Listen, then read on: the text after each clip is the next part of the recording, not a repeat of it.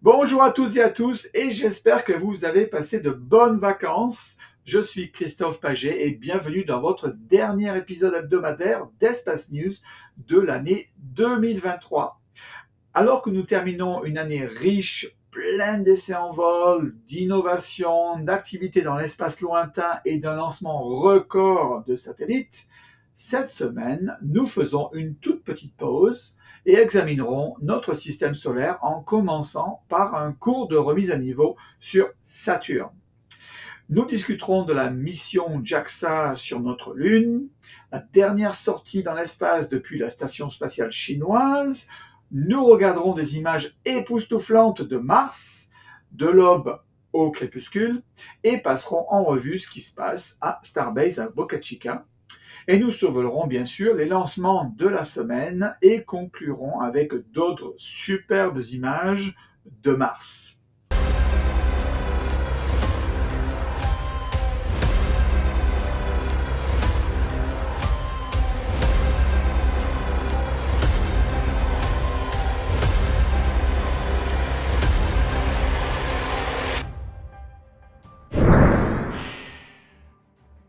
Commençons cette semaine par une compilation des satellites de la NASA et ESA au cours des dernières décennies sur la beauté de notre système solaire avec un regard aujourd'hui sur Saturne. Saturne tourne autour du Soleil comme le fait la Terre, situé à environ 9,5 unités astronomiques du Soleil ou 1,4 milliard de kilomètres, alors que la Terre est seulement à une unité astronomique du Soleil, ce qui est en fait la définition, soit 150 millions de kilomètres. En conséquence, Saturne est si éloignée de la chaleur du Soleil qu'elle est recouverte de glace avec une température moyenne de surface de moins 178 degrés Celsius ou 288 degrés Fahrenheit. Saturne est 9,5 fois plus grande que la Terre et 95 fois plus lourde que la Terre. Une journée à Saturne ne dure que 10h30, ou 34 pour être plus précis, et une rotation complète autour du Soleil, où une année saturnienne équivaut à 29,4 années terrestres, ou 10 756 jours terrestres. L'atmosphère de Saturne est composée d'environ 75% d'hydrogène et 25% d'hélium, avec des traces d'autres substances comme le méthane et l'eau glacée. La pesanteur sur Saturne est de 10,4 mètres par seconde carré, soit 7% plus élevé que sur Terre, ce qui signifie qu'un humain, par exemple, se sentirait plus lourd sur Saturne que sur Terre. Son anneau ressemble à un donut. Comment se fait-il que son anneau soit si plat? Les débris dans les anneaux gravitent autour de Saturne sur un plan plat en raison de l'attraction gravitationnelle de la planète. Étant plus grande et tournant plus vite que la Terre, Saturne crée plus de force gravitationnelle et attire donc plus de débris. Saturne aujourd'hui a 146 lunes sur son orbite. La communauté scientifique continue de trouver des lunes sur Saturne et a donc cessé de nommer les lunes après sa 66e en 2004. La taille des lunes varie de plus grande que la planète Mercure, qui est la lune Titan, découverte en 1655 par Christian Huygens, et l'autre lune, aussi petite qu'un stade de football. Donc les dernières lunes trouvées ont été enregistrées en 2020, appelées de manière passionnante S2020S1 à S2020S10. Je ne sais pas pourquoi ils ont arrêté de donner un nom aux nouvelles lunes, mais bon, c'est vraiment dommage. La sonde spatiale japonaise, appelée Smart Lander for Investigating Moon, ou SLIM en abrégé, est entrée lundi sur une orbite lunaire, une étape majeure vers le premier atterrissage réussi du pays, prévu le 20 janvier 2024. Ce que vous voyez sur votre écran sont les premières images de la Lune. Cette sonde a été surnommée le tireur d'élite lunaire car elle est conçue pour atterrir à moins de 100 mètres ou 328 pieds d'une cible spécifique sur la surface lunaire par rapport aux sondes précédentes qui atterrissaient à quelques kilomètres ou plus de 10 kilomètres des cibles prévues. SLIM a été initialement lancé par une fusée JAXA Mitsubishi H2A en septembre 2023. Pourquoi a-t-il fallu si longtemps pour atteindre l'orbite lunaire? Tout simplement pour économiser le carburant et donc réduire son poids au décollage. La trajectoire empruntée par SLIM était longue et complexe, utilisant un minimum de propulseurs pour monter progressivement son altitude pour finalement atteindre son injection lunaire. L'atterrisseur est équipé d'une sonde sphérique développée par une entreprise japonaise de jouets. Légèrement plus grosse qu'une balle de tennis, elle peut changer de forme pour se déplacer sur la surface lunaire, presque à la manière d'un transformer. Il n'y a que nos amis japonais pour faire ça. En novembre 2022, la JAXA a envoyé sans succès une sonde lunaire nommée Omotenashi dans le cadre de la mission américaine Artemis 1.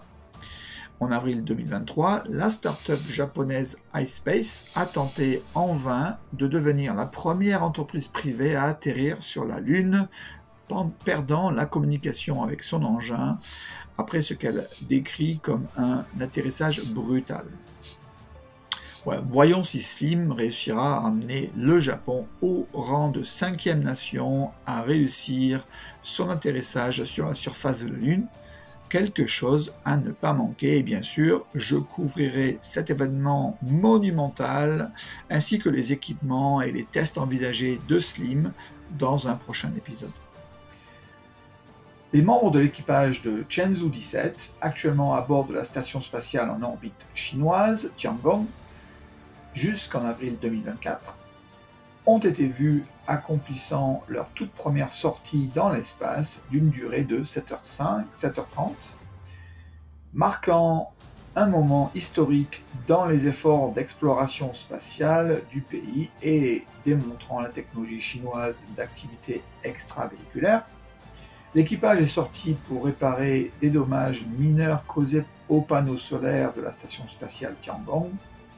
La différence avec les précédentes sorties dans l'espace, l'équipage Shenzhou, est que cette fois-ci, ils ont dû effectuer des tâches de dépannage, alors qu'auparavant, il s'agissait plus davantage d'assembler la station spatiale Tiangong.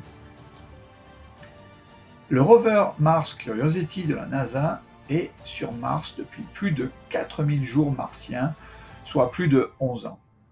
Le rover a capturé sa propre ombre se déplaçant sur la surface de Mars à l'aide de ses caméras d'évitement des risques en noir et blanc, ou HASCAM. Lorsque Mars était en conjonction, cela signifie qu'elle se trouve du côté opposé du système solaire à la Terre, et donc le Soleil cache Mars de la Terre. À ce stade, aucune communication ne peut être établie avec Mars et les éventuels rovers. Au cours de cette période de conjonction, la NASA a programmé le rover Curiosity pour prendre pour la première fois une série de photos sur une période de 12 heures, ce que vous regardez d'ailleurs sur votre écran. La NASA espérait capturer des nuages et des tourbillons de poussière qui pourraient en révéler davantage sur la météo de la planète rouge.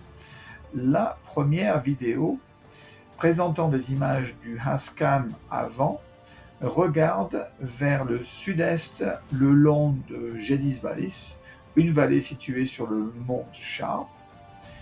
Curiosity gravit la base de la montagne de 5 km de hauteur qui se trouve dans le cratère Gale depuis 2014. La deuxième vidéo montre la vue de la HASCAM arrière alors qu'elle regarde vers le nord-ouest sur les pentes du mont Sharp jusqu'au fond du cratère Gale. La roue arrière droite du rover est visible, ainsi que l'ombre du système d'alimentation de Curiosity.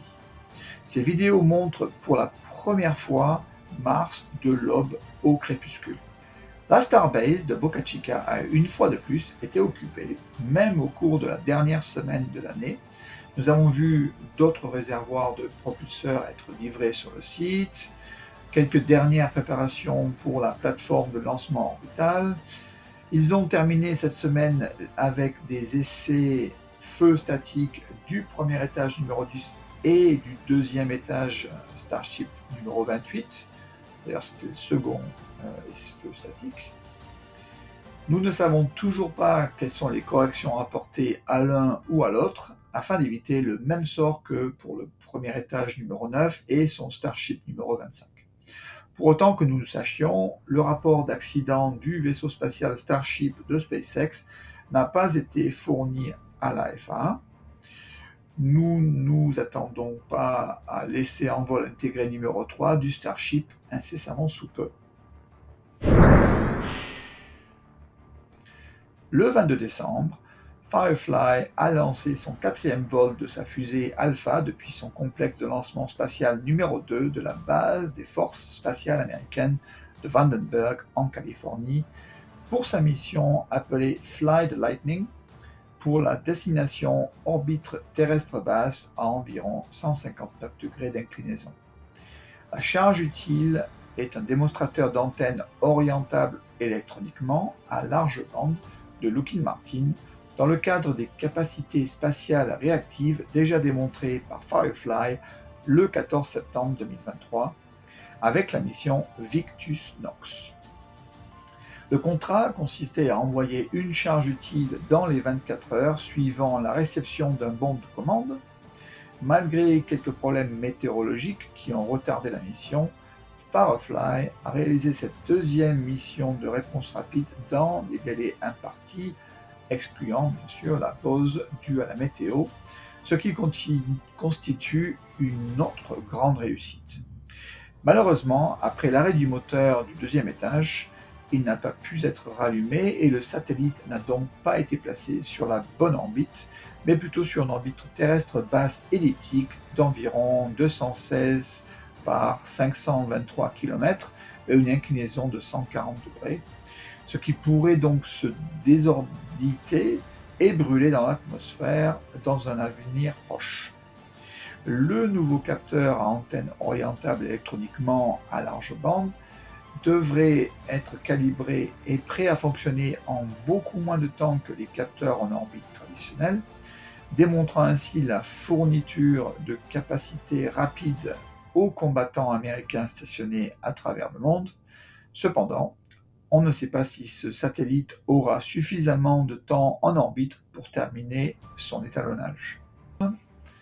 Le 23 décembre, SpaceX a lancé 23 satellites Starlink V2 Mini sur une orbite terrestre basse circulaire à 530 km d'altitude et une inclinaison de 43 degrés pour sa mission Groupe 632 à bord d'une Falcon 9 depuis son complexe de lancement spatial 40 à la station de la Force spatiale de Cape Canaveral en Floride.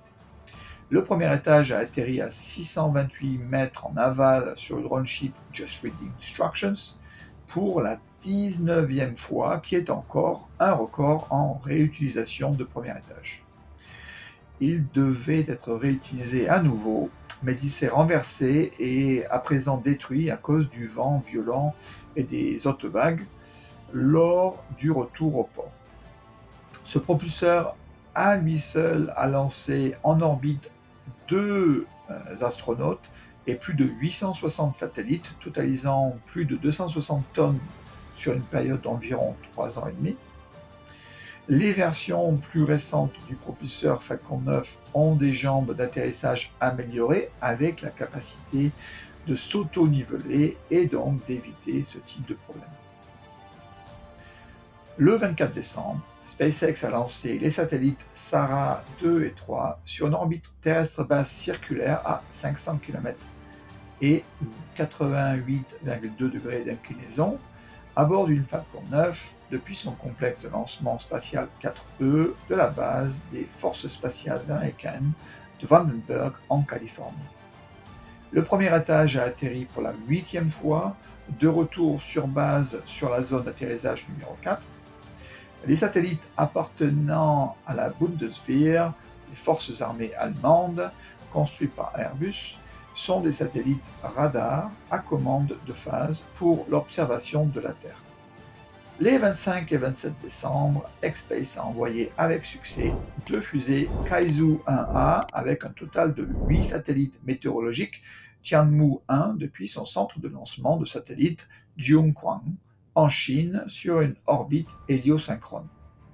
Pour les nouveaux téléspectatrices et téléspectateurs, une orbite héliosynchrone signifie que l'angle de l'orbite passe presque par les pôles de la Terre, ce qui a l'avantage d'être éclairé par le Soleil avec la même intensité toute la journée, ce qui est parfait pour les satellites d'observation de la Terre par exemple.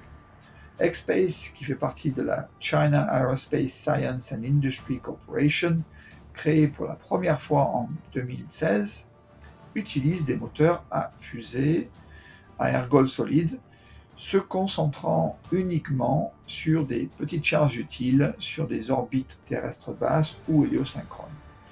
Il s'agissait d'ailleurs du 6e vol d'X-Space et de Kaizhou 1A en 2023, le dernier lancement remontant à plus de 4 mois.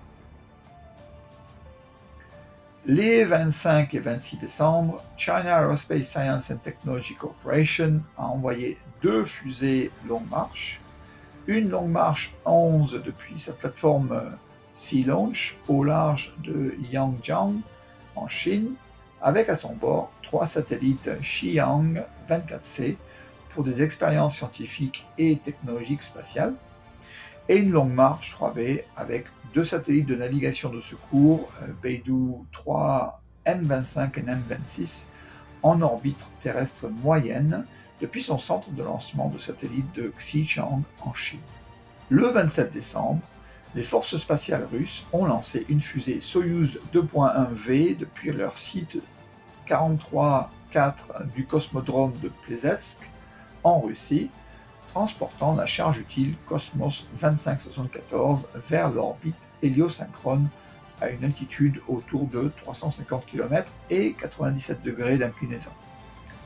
Le 29 décembre, SpaceX lance son 5e Falcon Heavy de l'année depuis le complexe de lancement 39A au Kennedy Space Center en Floride pour sa mission USSF 52 OTV-7, le lancement du vaisseau spatial X-37B de l'United States Space Force étant le 7e vol de ce véhicule. Les boosters latéraux ont volé pour la 5e fois avec un retour sur site dans les zones d'atterrissage 1 et 2. Le booster central a été sacrifié pour offrir plus de performances requises pour une telle charge utile. Le X-37B a été amené sur une orbite de type Molniya, une orbite hautement elliptique à forte inclinaison, basée sur des zones maritimes, c'est-à-dire que la trajectoire la plus proche de la Terre parcourt une zone maritime, mais l'orbite exacte reste classifiée. Cela permet au vaisseau spatial de passer par une zone spécifique de la Terre 2 fois par jour. Les moitiés de carénage sont récupérées à 1480 km en aval par le navire de récupération Tug.